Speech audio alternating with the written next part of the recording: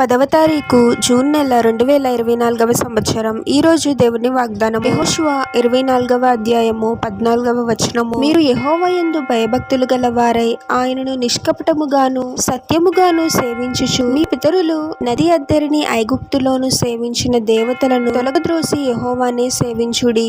సహోదరి సహోదరులారా, ప్రభు అంటే మనకు భక్తి ఉండాలి, భయము ఉండాలి. కొంతమంది ప్రభు పట్ల ఎంతో భక్తిగా ఉంటారు, వాక్యాన్ని ధ్యానిస్తారు, ప్రభుని ఆరాధిస్తారు, స్తుతిస్తారు, దేవుని మందిరాలకు వెళుతూ ఉంటారు. కానీ వారికి ప్రభు అంటే భయం ఉండదు. నిజంగా మనం ప్రభువునకు భయపడితే ప్రభువునకు విరుద్ధమైన కార్యాలను మనం చేస్తామా? చేయము కదా. నన్ను ప్రేమించువారు నా ఆజ్ఞలను పాటిస్తారు అని దేవుని వాక్యం చెప్తుంది కదా.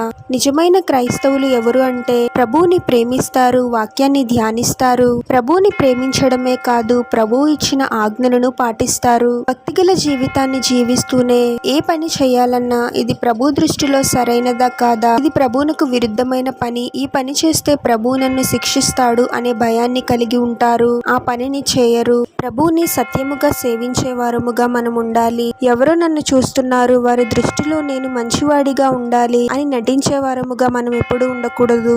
అన్ని విషయములలోనూ సత్యాన్ని అనుసరిస్తూ ప్రభువుని హృదయపూర్వకముగా సేవించాలి. మనకు తెలుసు కదా, ప్రభువునకు నచ్చే కార్యాలు ఏవో, నచ్చని కార్యాలు ఏవో. ఈ లోకం నా గురించి ఏమనుకుంటుందో అనే విషయాన్ని పక్కన పెట్టి ఎవరు ఏమనుకున్నా పర్వాలేదు, నేను నా ప్రభువుని సత్యముగా సేవిస్తాను అనే సంకల్పాన్ని మనం కలిగి ఉండాలి.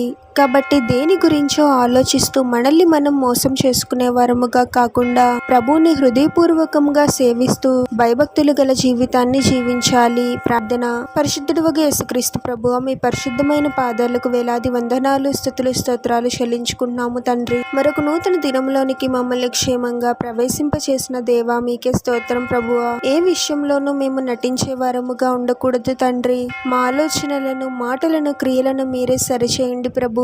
ప్రతి విషయంలోనూ నీతిని, న్యాయాన్ని అనుసరిస్తూ మిమ్మల్ని హృదయపూర్వకముగా ప్రేమిస్తూ సత్యముగా మిమ్మల్ని సేవించే వారముగా మమ్మల్ని దీవించండి తండ్రి. లోకానికి, లోకపు ఆశలకు, లోకానుసారమైన క్రియలకు ప్రాముఖ్యత ఇచ్చేవారముగా మేము ఉండకూడదు ప్రభువా. ప్రతి విషయంలోనూ మీకు లెక్క అప్పచెప్పవలసిన వారమై ఉన్నామనే విషయాన్ని మేము గుర్తుంచుకొని నీతిని, న్యాయాన్ని అనుసరిస్తూ మీ పట్ల భయభక్తులు గల జీవితాన్ని జీవిస్తూ మీకు నమ్మకమైన వారముగా మేము ఉండేలాగున మమ్మల్ని దీవించమని ఈ ప్రార్థనలో ఏకీభవిస్తున్న ప్రతి ఒక్కరిని పేరు పేరున దీవించి ఆశీర్వదించి అభిషేకించమని, వారు చేసే ప్రతి పనిలో మీరే వారికి తోడుగా ఉండి వారిని అన్ని కీడుల నుండి, అపాయాల నుండి మీరే వారిని రక్షించమని ఈ మా మనవులన్నీ యేసుక్రీస్తు వారి పరిశుద్ధ నామంలో అడిగి వేడుకొనుచున్నాము తండ్రి. ఆమెన్.